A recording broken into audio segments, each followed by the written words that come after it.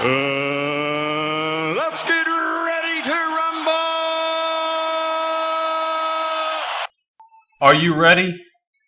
Are you ready for this fight? I don't know if you're ready.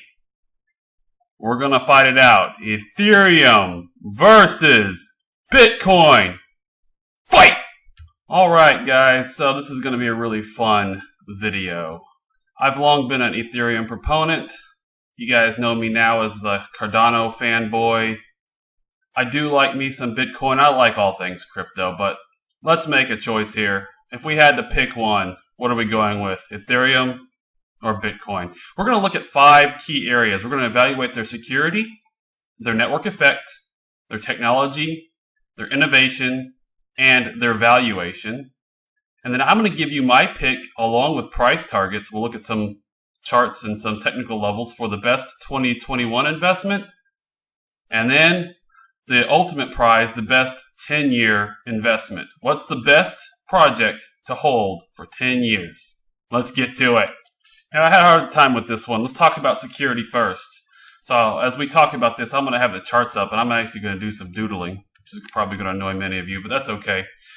Before we get started, though, I have to ask this. I'm a new channel. This is Crypto Trades and Tech, and we help new people in crypto get started to understand the technology and the investment. We help you to understand a little bit about trading.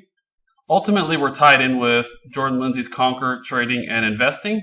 That's the methodology we follow and talk mostly about as to how to maximize our earning potential in crypto to stay on the right side of the market. Now, I've got the Ethereum chart pulled up here because we've just taken out technically the all-time high on a couple of exchanges here this morning. So this is Ethereum's day. And he's up above $1,400 today. Big deal. But again, if you guys can support this channel by hitting that like button, I'd appreciate it. Let's get into the security topic, though. We're going to start with security. Now, as we talk about this, the one thing you have to understand about security of these networks, both networks today use the same basic security mechanism called proof of work. And there are miners buzzing all over the world, mining to try to solve a complex mathematical problem to secure the network and then encrypt the blocks as they get mined. Now, this is really an easy call for this one here, but I'll give you my winner here in a minute. But let's just go over how Bitcoin secures the network. All right, so I have my Bitcoin video. If you look up here at the top right of the video, you'll see a white paper walkthrough on Bitcoin, which details everything that you're ever going to want to know about Bitcoin. We walk through the white paper and we detail the security mechanism. But the hash rate on the Bitcoin network is by far the largest. We're looking at right now 151 exahash per second, or this is read out as 151 million terahash per second total hash. Now that is an astounding figure. That is a huge amount of hash rate. Now, as you can see here in this post, as of 2019, the Bitcoin network was 867,000 times faster than the most powerful supercomputer in the world. Now, the Ethereum network is still an impressive 300 roughly terahash per second, but that is nowhere near the exahash level of the Bitcoin network. The other thing to consider is that Ethereum is currently undergoing an upgrade from its current proof of work network via Ethereum 2 to a proof of stake network, which is, in theory, less secure, although with the enhancements with Ethereum 2.0, they claim it's going to be more secure, and I do believe that. After looking at it myself, I do believe that Ethereum 2.0 will be more secure than Ethereum 1.0. However, it's still relatively unproven. So, given the fact that Ethereum's network is much smaller than Bitcoin's, and they are going through an upgrade, whereas Bitcoin is well running and hardened and not going through any changes, the winner of this category is, of course, Bitcoin. All right, so we've marked that one off for Bitcoin. Now, the next category is the network effect. Now, I'm going to include in this the incumbent status and the network effect.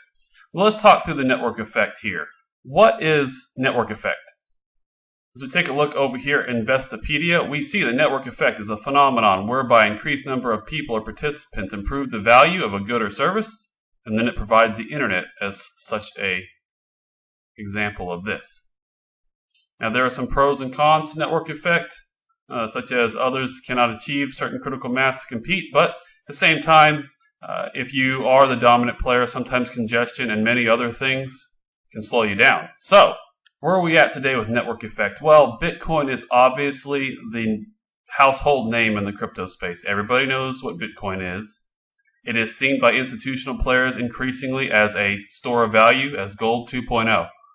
Now, proponents of Ethereum will argue that Ethereum has the greatest network effect in the crypto space, the most developers, the most activity, the most DeFi projects, and that is true in regards to what I would call compute platforms. However, outside of the crypto community, the rest of the world sees and understands Bitcoin. So, the winner of Category 2, Network Effect, is Bitcoin.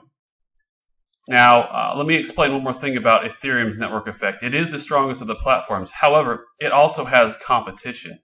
Strong competition up and coming. The players I'll name drop are Polkadot and Cardano namely, but there are many, many others, and many will compete in this space. Bitcoin has no rival. As far as a digital store of value, it is gold 2.0. It is the store of value. It is the reserve currency for all crypto assets. So let's mark off 2 for Bitcoin. All right, now let's talk technology. Now, this one's going to be easy. Now, earlier I had, to the top right, you'll be able to see the video of my white paper covering all things that you want to know about how Bitcoin works. My white paper walkthrough of the original Satoshi white paper on Bitcoin. And I'm going to post my Ethereum 2.0 link.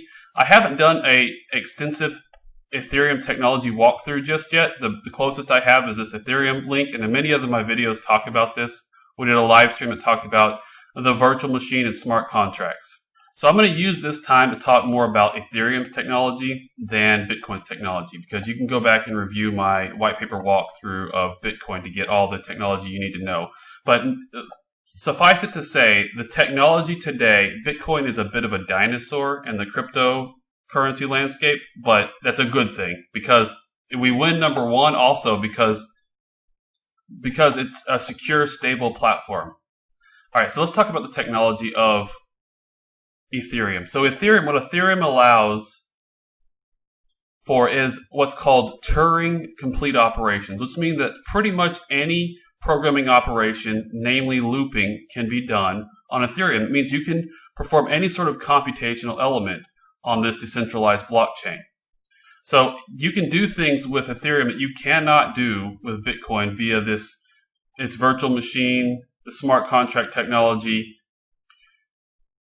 And in order to do that, the Ethereum founders, namely Vitalik and Gavin Wood, thought through and figured out how to use something called gas fees to equalize the playing field. The problem with this sort of Turing complete is a security problem. So Bitcoin doesn't have this inherent security problem because it doesn't allow for looping in any of the programming. So it's very, very rudimentary script function that you can do on Bitcoin. But because of this looping, you can attack the network by introducing a looped smart contract, for example. And in theory, you could take down all the virtual machines that are running across the network. Now, what they've introduced is gas fees. So you have to pay for every computational element and every storage element via Ether, the native cryptocurrency of Ethereum, of course.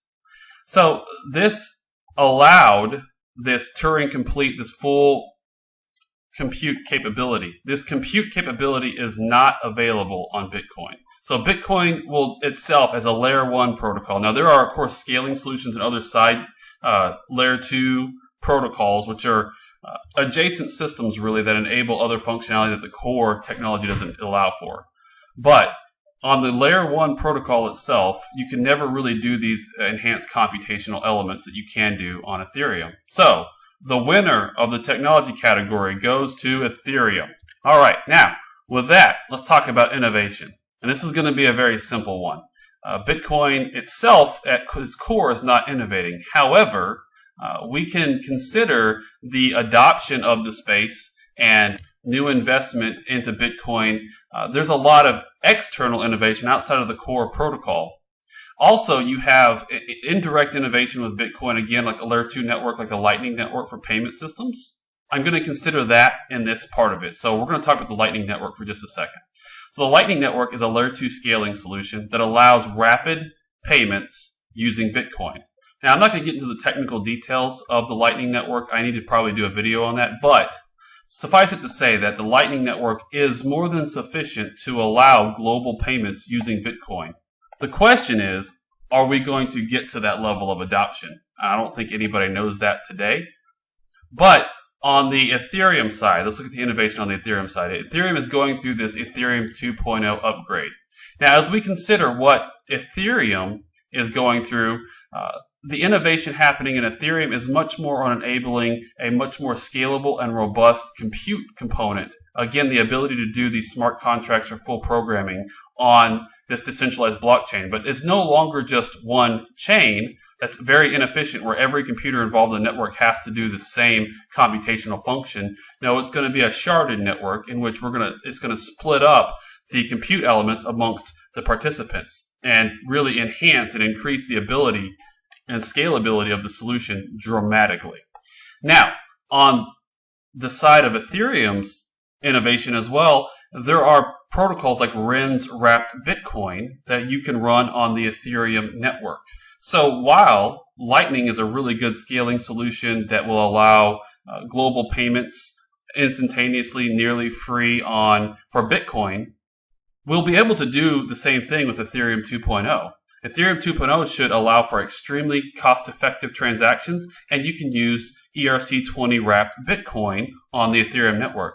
So the advantages of the Lightning Network versus Ethereum 2.0, I think, are a wash when it comes to transactions and using it as a monetary system and payments. So the biggest part of the innovation comes in all of the work happening within Ethereum and outside of Ethereum. A good example of this is DeFi. Most of the DeFi protocols today are built on Ethereum. I've got pulled up for you here DeFi Pulse, which is a great website just to keep track of what's going on in the DeFi space, which is going to be the hot space for 2021, I would imagine. And you can see here, if you look at the chain that a lot of these projects are building on, you see they're all Ethereum. And you just keep going down here. We've got lending, decentralized exchanges, derivative. Now, I did a video recently about projects with insane upside, and we talked about the derivatives market today being a $500 trillion market.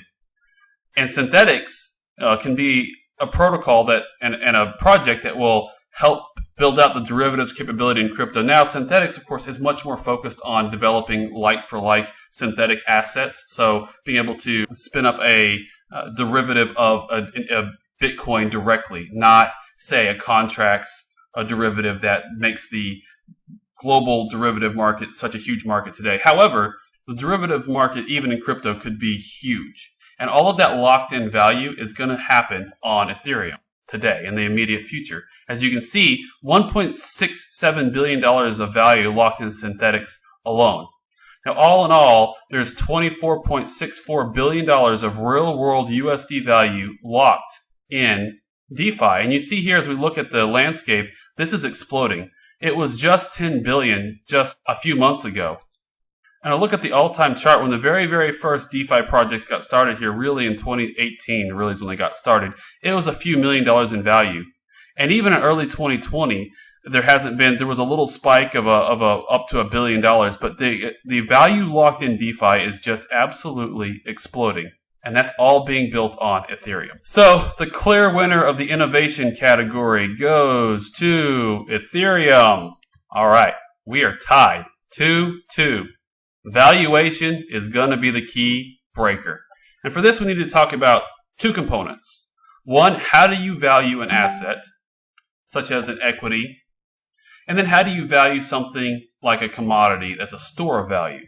And that's what it boils down to. So we look at the valuation, and we look at what the potential valuation of these projects are. So Bitcoin is clearly a store of value. And as of right now, the predominant narrative is Bitcoin is gold 2.0. A quick Google search on gold's market cap, and you see here the total best guess, we don't know exactly how much gold there is, of the market cap for gold today is $10.6 trillion. Now, Bitcoin at an insane sounding for last year, it's not insane, watch what happens next, but insane sounding $36,000 has a market cap of $681 billion.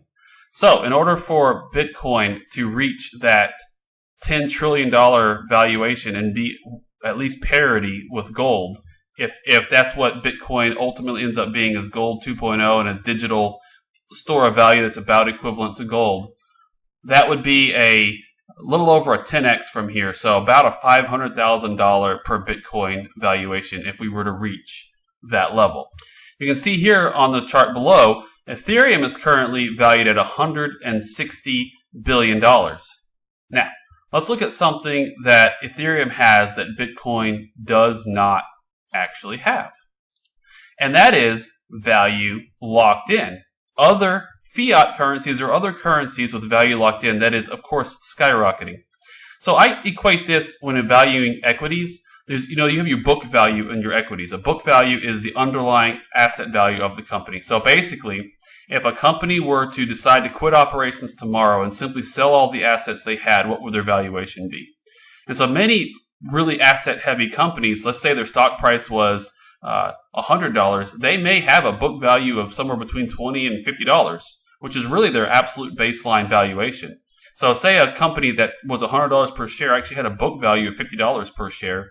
Well, in theory, it should never trade below $50 per share unless their assets were greatly devalued, which happens to a lot of equities. But for the most part, the valuation should never go below $50 a share. What makes up the difference between the $50 and the $100 the market's paying is forward earnings and cash flow.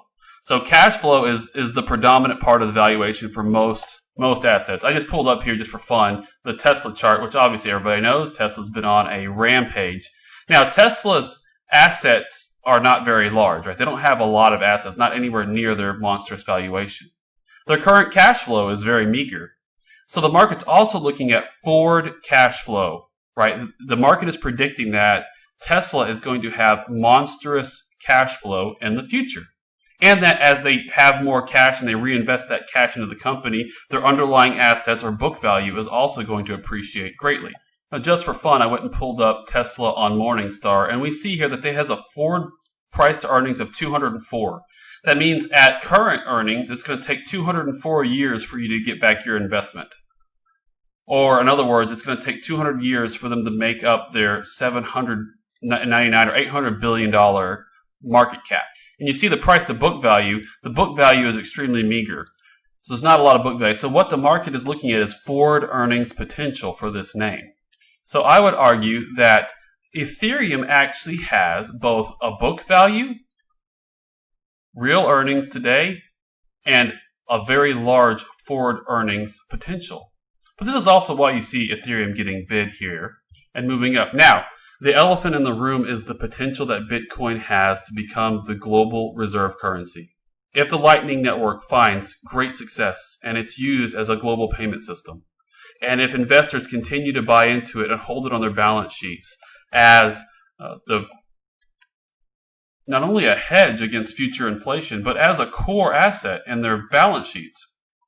And then the big one is as nation state actors get involved in Bitcoin and start backing their fiat currencies with Bitcoin. If that were to happen and there was a Bitcoin race for nation states to back their fiat currencies with Bitcoin, all bets are off. If Bitcoin's valuation is going to skyrocket well above anything Ethereum could ever touch. On the other hand, if Bitcoin remains just a hedge against inflation and a gold 2.0 asset, and Ethereum maintains its position as the dominant platform in this budding cryptocurrency and DeFi space, Ethereum could skyrocket and actually overtake Bitcoin's market cap. So who wins the valuation? Well, I'm going to have to say the winner is nobody. It's a tie. I'm sorry, we're going to have to leave it 2-2.5. So we're tied 2-2 at a stalemate here. The reason is I can't forward predict the valuation of what is going to happen with Bitcoin or Ethereum. Ethereum has the risks of Ethereum 2.0 and vast competition in its space. It needs to maintain the status as a dominant platform. Bitcoin has the well-known reputation, the household name, the basic store of value, and the gold 2.0 narrative, but it has not yet reached the gold market cap. It hasn't actually made that jump. So both are speculative in several regards. but both have huge upside. I could see 10 years out, Ethereum overtaking Bitcoin as the largest crypto asset by market cap. But I could also see competition catching up with Ethereum as Ethereum struggles, and Bitcoin becoming much more than Gold 2.0, and Ethereum never even sniffing anywhere near Bitcoin's valuation. Now, realistically, what do I think? That's my macro thesis. So what I think actually is irrelevant. Let's go to the charts. The charts are going to tell us what we need to know. We'll let the charts be our tiebreaker. Now, I'm going to just take a second here to take a look at this chart. I'm going to make this a daily chart for Ethereum. And you can see Ethereum has been on a major ramp. We've come in and technically surpassed the all-time high on this feed, the Coinbase feed. So on Coinbase, we've overtaken the all-time high. Now, Bitcoin has ramped way more and is way ahead of Ethereum. It's been very dominant this year, overtook its prior all-time high and doubled it. So currently, the price action on Bitcoin is much stronger than Ethereum. However, as we see on this chart, Ethereum has a long way to go, and it's actually broken out of a downtrend and is making now headway versus Bitcoin. This is a very busy chart, but I think you get the point that if Ethereum keeps making gains, it has a long way to go.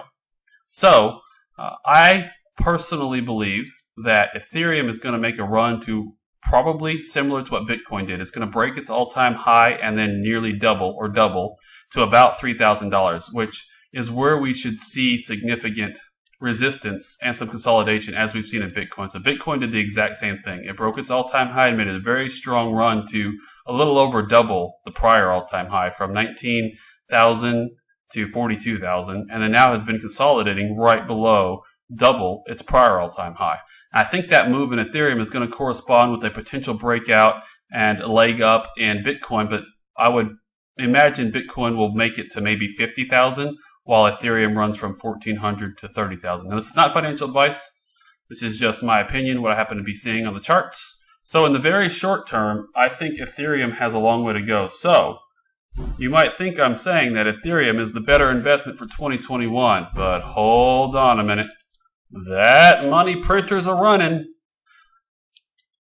Central banks the world over are having to print and print and print to keep their economies alive. As you can see here in our M2 money flow, the money stock or money supply has taken a huge leap up here in 2020. So I think in the next quarter, we're going to see Ethereum probably gain versus Bitcoin, and maybe significantly so.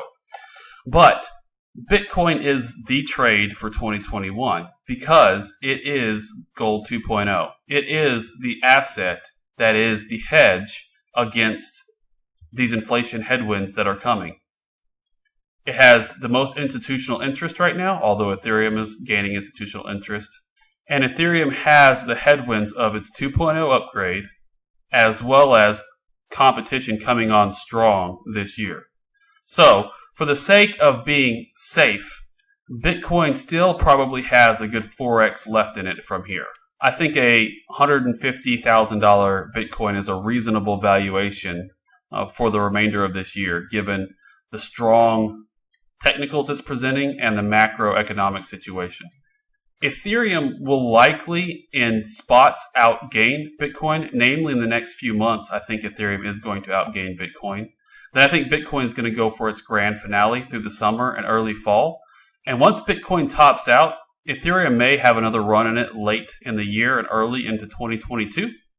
But the headwinds that Ethereum is again facing with outrageous gas fees right now, the 2.0 upgrade, and strong competition, which is going to take advantage of the scaling issues that Ethereum has.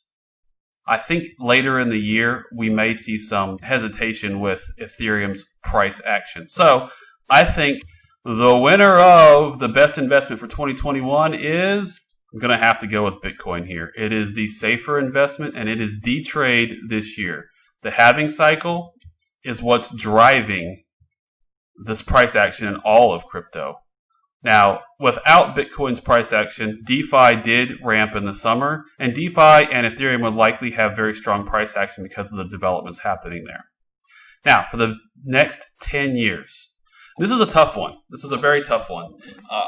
I would be be very easy for me just to say Bitcoin because, again, it's the safer trade. However, Bitcoin is going to go through its cycles. It's got a 4-year halving cycle, and we are entering the parabolic stage of this halving cycle very soon, likely in 2021. And then we'll enter a multi-year bear phase, and then another bull market, and then another bear phase. In 10 years, we're likely to be in a bear phase, actually.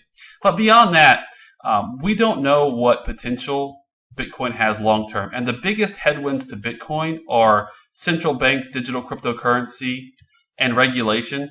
So Bitcoin is likely to, again, continue that march of the gold 2.0 reserve asset. But I frankly don't know that it's going to ever become a global payment system that's widely adopted, because it's very easy to use fiat currencies for transactions. And it makes sense to be paid in fiat currencies. So, saving fiat, so having a bank account with a lot of US dollars in it, if you're just going to hold it as a bank account, is a very bad idea because of inflation. But, getting paid in fiat currencies in the very short term, it's very stable. And the nice thing about fiat currencies, if you're a wage earner or a business that produces cash flow, either way, your wages are going to increase likely as inflation rises. Hopefully your wages increase enough to keep up, which is another whole other topic. But if you're a business that produces assets, your cash flow is going to stay relatively stable against the headwinds of inflation, because as the cost of products that you buy, you're going to pass that on to the consumer, and that's what inflation is all about. So you're going to maintain your same relative cash flow. Now, some industries are going to be affected more by inflation than others, but in general, you're going to be able to maintain. So inflation is not necessarily the death knell, although it's certainly not a positive for the most part. But Ethereum, going back to Ethereum, I do think Ethereum 2.0 will be successful. I think Ethereum will be the dominant platform moving forward. And with all of the investment going on in DeFi right now, you've got lots of very positive news. JP Morgan is developing on Ethereum. Visa is partnering with Ethereum to make USDC available. There's a lot of very positive things happening for Ethereum. And because Ethereum has that locked-in value, that book value, as well as actual future cash flow, I can see a world where Ethereum definitely outproduces Bitcoin in the next 10 years. And I actually expect it to do so. Because again, when you look at like a Warren Buffett style argument, this is why Warren Buffett doesn't like gold. And he's wrong, but he has solid arguments. His argument is gold doesn't do anything. It doesn't produce anything. He likes cash flow producing equities, things that produce something. And they can weather the storm of inflation and lots of other things better than commodities, which can be dropped like a hot potato tomorrow if they go out of style. So I'm actually going to give the best investment for the next 10 years to Ethereum. Well, that's it. I hope you guys enjoyed this video. And once again, thank you so much for the support of this channel. If you like this video, please like and subscribe if you haven't already. We're still a new channel, and those likes really, really help out the channel and get this video circulating. If you think this content is valuable for other people, especially people new to cryptocurrencies, hitting that like button just helps make sure that it gets presented to more eyes and more people who are looking and searching for crypto content. I really hope that this crypto content, my content, helps steer people away from information that could lead them down a very bad path. I want to make sure people are well informed. And of course, this video wouldn't be complete, though, with some price analysis. So let's take a look at where we're at. Bitcoin. We keep seeing these higher lows come in on Bitcoin. I like that price action. We're above this fairly parabolic trend line we have here. This 32,686 level is a Fibonacci extension level that I had mapped out, and 42,000, I don't have a line on the chart, was another Fibonacci level. So it's interesting that we're playing very well in that space. But you see this wedge pattern that's forming on Bitcoin. I like this wedge pattern. I am super happy to see the consolidation. As we blew past these numbers and blew up into 40,000, I was getting actually a little bit concerned about the price action, and I was really hoping we would consolidate. And we have, and I'm very happy. So another leg up at any time would make me very happy that we did this consolidation. We had proper consolidation going on here. So I kind of expect, we're going to ping pong around a little bit more in this wedge. We may have another wick down, to this 32,000, this bottom trend line level. But we'll see what happens. It could break at any time now. I showed the Ethereum Bitcoin chart earlier, and Ethereum Bitcoin looks like Ethereum is also now, right now as we speak, making some nice gains versus Bitcoin, making another leg up. Let's take a look at the price action. Yep. So Ethereum is coming right back into that coin. This is the Coinbase all-time high of 1419 or 1420 roughly. Now I believe a few other exchanges had it up above 1500 for a brief moment in 2018. So, it hasn't broken all exchanges all-time high. Very similar to what Bitcoin did just like last month, or I guess what it was, when Bitcoin came into that, made an all-time high on a couple of exchanges, but not all of them. As soon as it took out the all-time high on all of the exchanges, it just ran. I'm expecting a big, big run here soon in Ethereum. I think obviously we'll have some consolidation along the way. We'll have legs up, we'll have consolidation, another leg up, consolidation, probably a big sell-off and shakeout, and another strong leg up and consolidation, so forth and so on. Rinse and repeat. I expect Ethereum to make a run for 3,000 here pretty soon. But this is all looking super healthy to me. We see it, this is a 1 hour chart here, went down. We see it forming a bit of a bull flag, consolidating underneath the all-time high here. This might be a bull flag. This is the type of consolidation we expect to see. Let's look at Polkadot real fast, just for some example of the type of consolidation we can see in a very strong uptrend. So if we go to the 8 hour here, Polkadot, let me go down to the 1 hour actually. You can probably see a little bit better. Yeah, so you see all these stair steps. So Polkadot made a leg up, then consolidated in a bull flag. Or maybe this is more of a wedge here. I like a wedge on this particular one. And then we consolidated again. I'm going to be very just whatever about these. And then, of course, we consolidated kind of a bigger consolidation pattern. And then a big wick down, fake out. Very much what I'm talking about. You see this leg up, consolidation. Leg up, consolidation. Leg up, consolidation. Fake out, bear trap. Leg up, consolidation. Leg up, consolidation. So that's a good example of what, a really strong movement in cryptocurrency looks like. And just be aware, if you're new to trading cryptocurrency, be very aware that these little shakeouts happen all the time. These big wick downs shake out a lot of people. So you have to, I keep very, very wide stop losses. And I probably myself ate a stop loss here, then had to re-enter possibly. But I try to keep very wide stop losses to avoid being stopped out on these type of moves as much as possible. So I did another video about my trading strategy. I'll go ahead and link it to the top right here again. You'll be able to see that popping up any second now. Take a look at that video about my trading strategy, how I try to trade both breakouts, and then I trade bigger positions as we get these good consolidation patterns. For example, I might take on this little bit of a breakout here as we fought with this resistance and then broke out. We didn't get a good retest of that level and resumption. It just broke out right there, if you see on this chart. So what I would do is when I'm watching these breakouts, I'd set a very, very wide stop loss, like this style of a stop loss, with a very, very small breakout position. But that way I'm involved in this first phase. And then as we consolidate here, as I get a good breakout, retest, resumption signal, this is a conquering the markets or CTM signal, then I'll take a bigger position with a tighter stop loss, and I'll build up a position over multiple entry. That way my account has some participation in just these plain breakouts, but then I also can again build my position stronger as we consolidate and make legs up.